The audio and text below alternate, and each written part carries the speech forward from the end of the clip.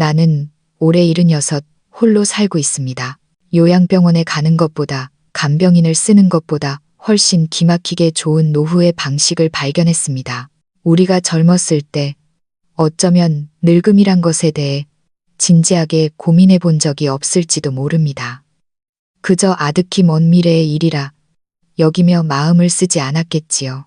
하지만 눈 깜짝할 사이에 세월은 흐르고 나이가 들고 몸이 예전 같지 않게 되면 노후는 더 이상 피할 수 없는 현실로 다가옵니다. 어떻게 늙어갈 것인가? 누구에게 의지할 것인가? 이는 많은 이들이 말년에 마주하게 되는 난제입니다. 통상적으로 사람들은 노후를 보내는 방식이 세 가지뿐이라 생각합니다. 자식에게 의지하거나 간병인을 두거나 실버타운이나 요양원에 들어가는 것. 하지만 이보다 더 나은 선택지는 없을까요? 자유를 잃지 않으면서도 보살핌을 받을 수 있는 그런 방법 말입니다. 오늘 들려드릴 이야기는 여러분께 새로운 영감을 줄지도 모릅니다. 자녀에게 기댈 수도 없고 경제적으로도 넉넉지 않았던 76세 독거 노인의 실제 경험담입니다. 그가 어떻게 간병인을 쓰거나 요양원에 들어가는 것보다 더 나은 자신에게 딱 맞는 노후를 찾았는지 그 기묘하고도 따뜻한 이야기 속으로 들어가 보겠습니다. 저는 올해 76세입니다. 평생 자식 하나 낳지 못했습니다. 남편이 세상을 떠난 후로 꼬박 15년 동안 혼자 살아왔지요. 부모님은 일찍이 세상을 뜨셨고 형제 자매도 없습니다. 먼 친척들이야 있지만 왕래가 끊긴 지 오래라 연락조차 닿지 않습니다. 이 세상에 피를 나눈 가족이라곤 단 한 명도 없는 셈입니다. 예전에는 혼자 사는 게 전혀 나쁘지 않다고 생각했습니다. 남편이 살아있을 적 우리는 지독하게도 싸웠습니다. 사이가 좋을 날이 없었지요. 부끄러움도 모르고 악다구니를 쓰며 싸우는 날들이 이어지면서 저는 결혼이라는 것에 진저리가 났습니다. 그저 혼자 조용히 살고 싶은 마음뿐이었습니다. 그때 저는 매일같이 이혼을 꿈꿨지만 친정 부모님의 반대가 완강했습니다. 아이를 낳지 못하는 제가 이혼을 하면 다시는 저를 데려갈 남자가 없을 거라며 말리셨죠. 결혼 전에는 저도 제가 불임인 줄 몰랐습니다. 알았더라면 애초에 결혼 따위 하지 않았을 겁니다.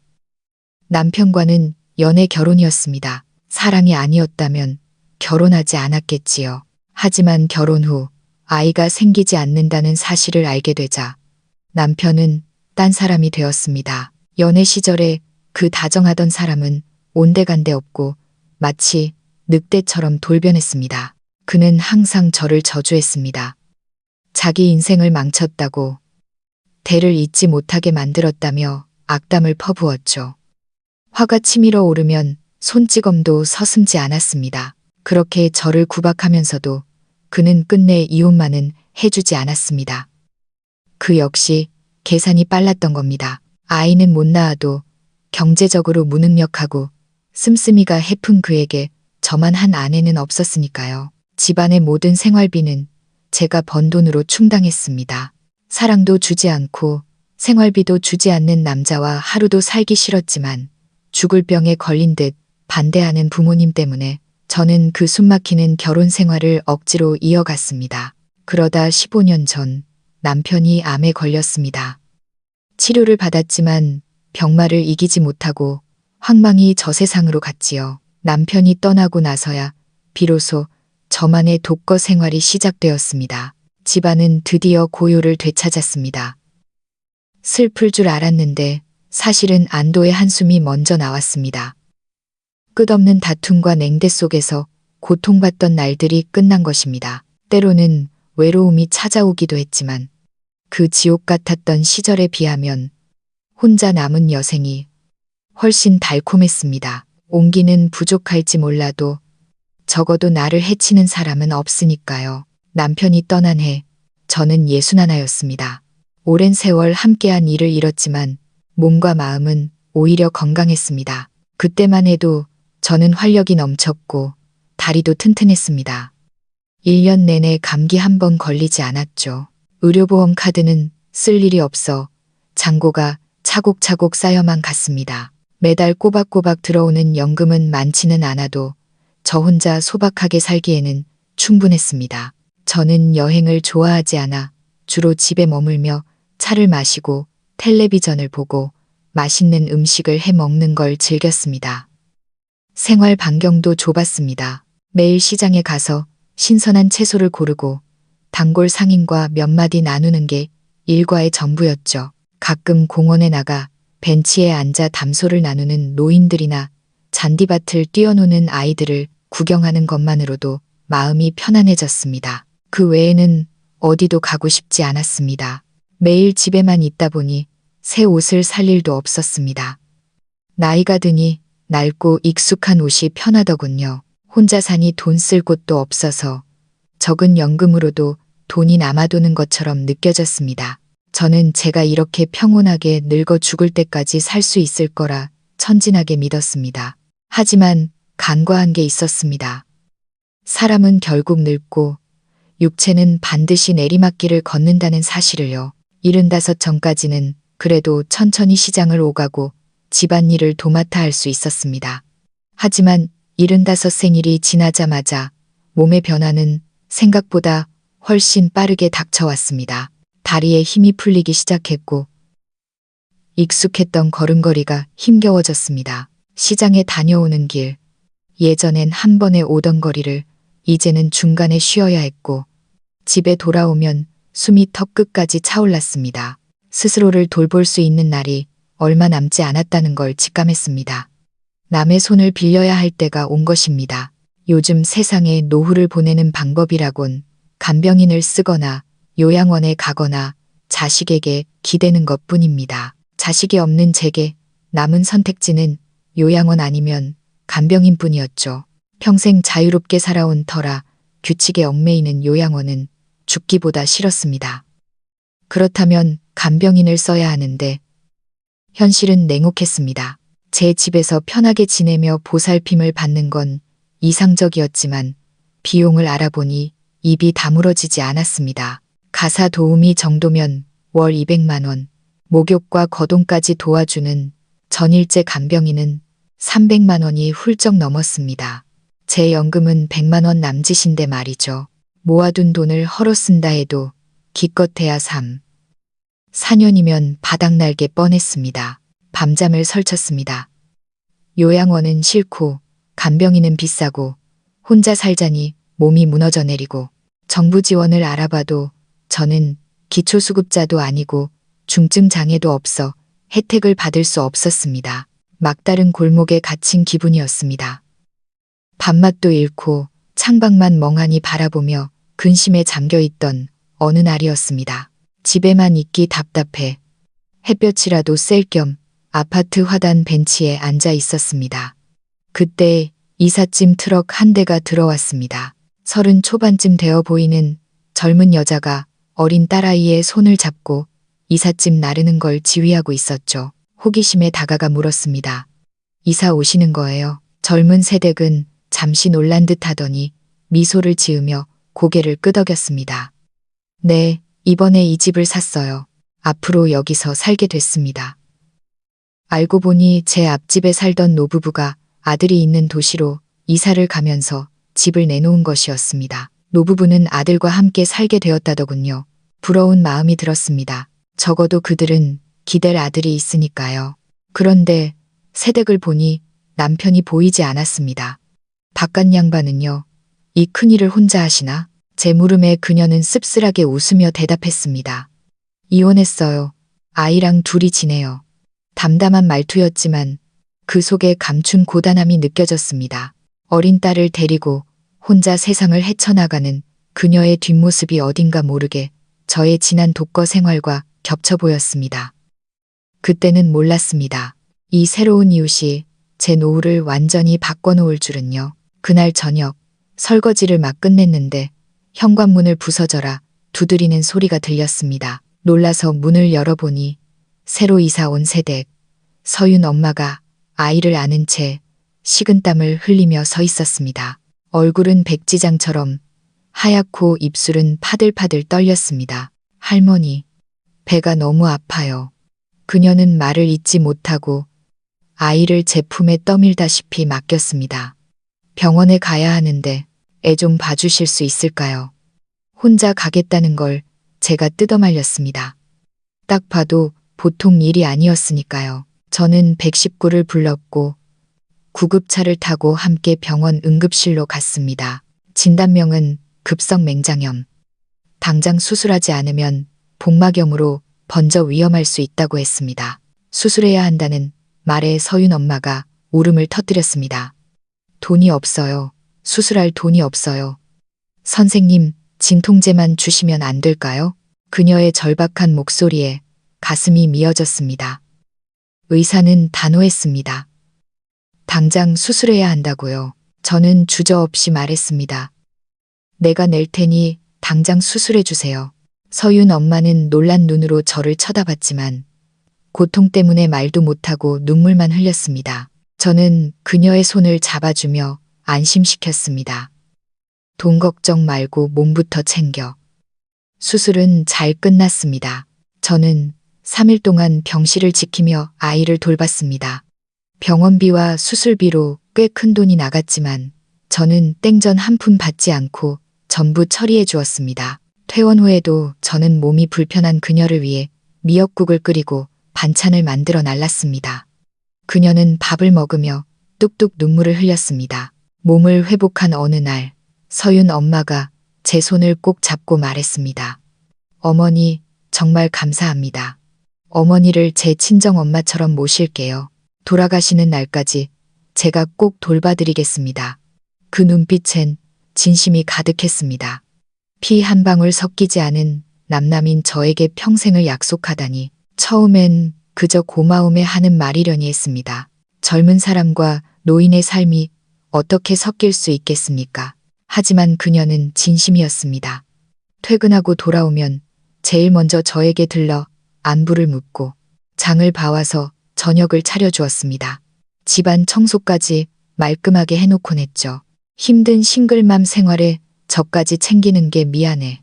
돈이라도 쥐어주려 하면 그녀는 펄쩍 뛰며 거절했습니다. 어머니, 제 목숨 구해주셨잖아요. 이건 당연한 거예요. 하지만 저는 알았습니다. 그녀가 매달 대출금 갚느라 허덕인다는 것을요. 그래서 저는 제안 하나를 했습니다. 서윤 어미야, 나랑 같이 살지 않을래? 내 집은 전세를 줘서 대출금을 갚고 우리 집에서 같이 살면 너도 숨통이 트이고 나도 적적하지 않아서 좋지 않겠니? 그녀는 처음에 폐가 될까 망설였지만 저의 진심 어린 설득에 결국 승낙했습니다. 그날부터 제 삶은 완전히 달라졌습니다. 적막했던 집안에 사람 사는 온기가 돌기 시작했습니다. 아침이면 도마 소리와 찌개 끓는 냄새에 눈을 뜨고 저녁이면 할머니 다녀왔습니다. 하며 품에 안기는 서윤이 덕분에 웃음이 끊이질 않습니다. 서윤 엄마는 살림 솜씨가 야무져서 집안을 반짝반짝하게 해놓고 제 영양까지 고려한 식단을 차려줍니다. 우리는 서로에게 필요한 것을 채워주었습니다.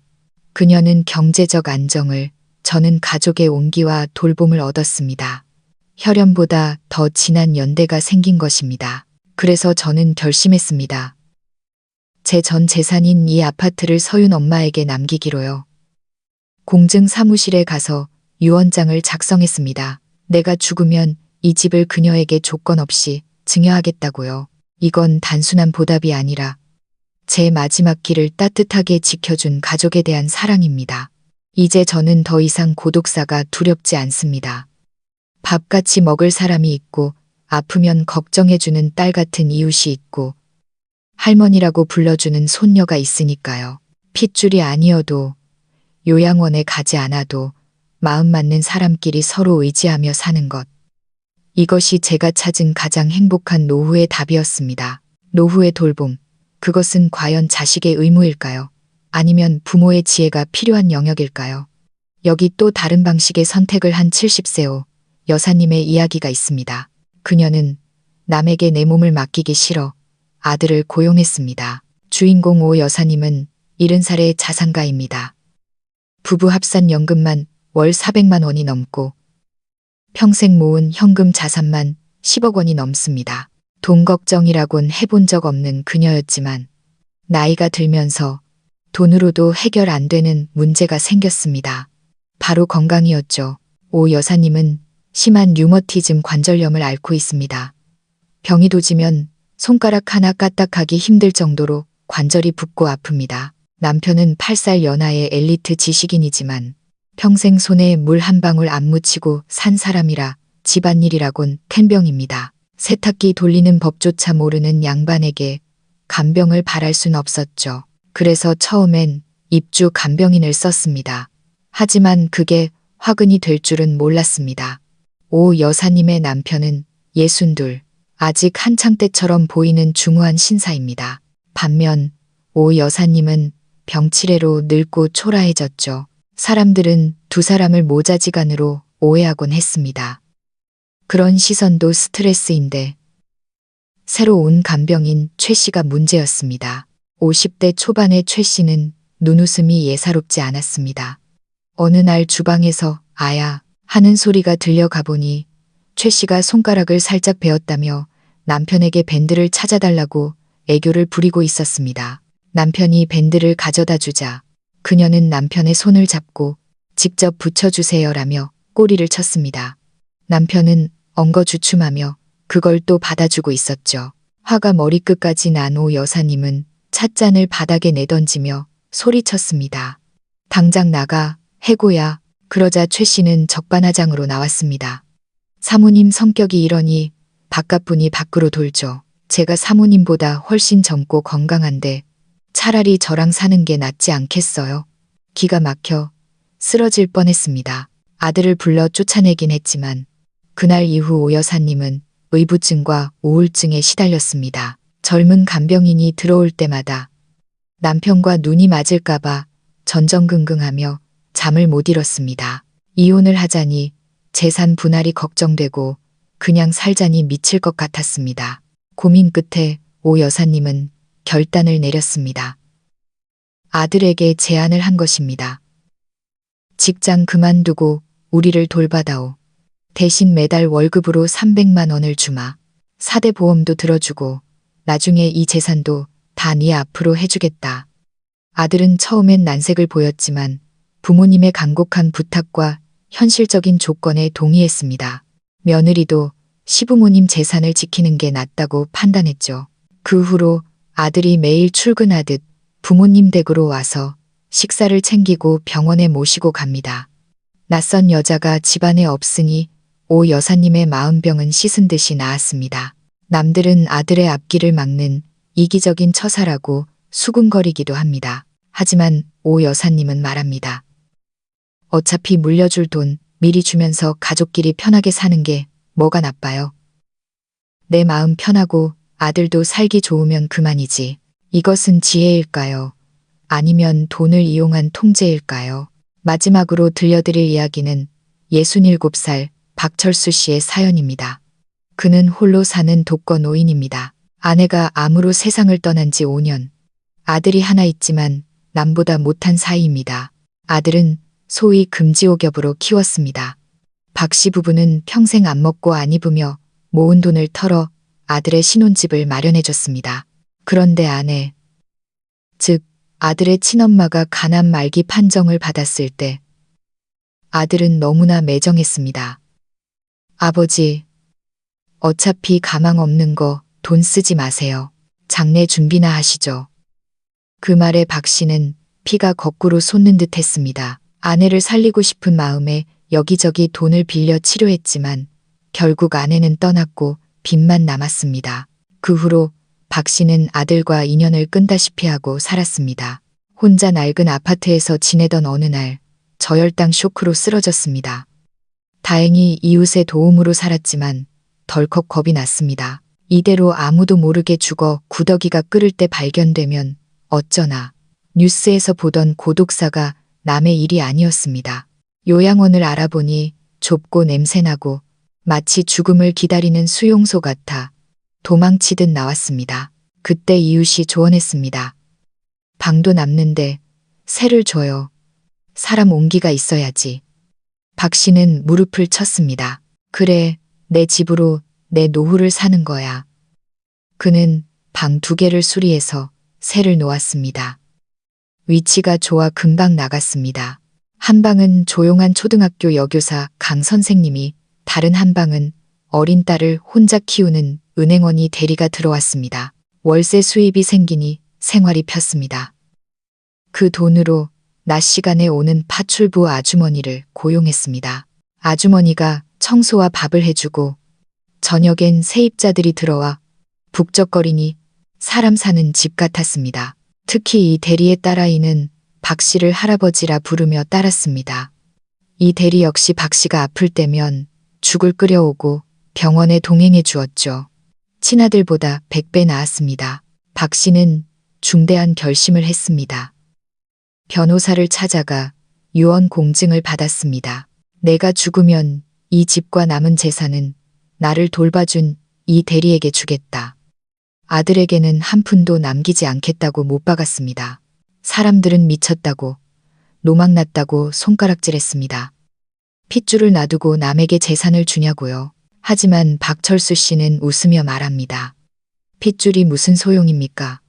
나 배고플 때 밥 한 술 떠주고, 나 아플 때 약 사다 주는 사람이 진짜 가족이지. 나는 내 집을 주고 그들은 나에게 마지막 존엄을 주었습니다. 나는 이제 죽는 게 두렵지 않아요. 내 장례를 치러줄 진짜 가족이 옆에 있으니까요. 여러분은 이 3가지 노후의 풍경 중 어떤 것이 가장 마음에 와닿으십니까?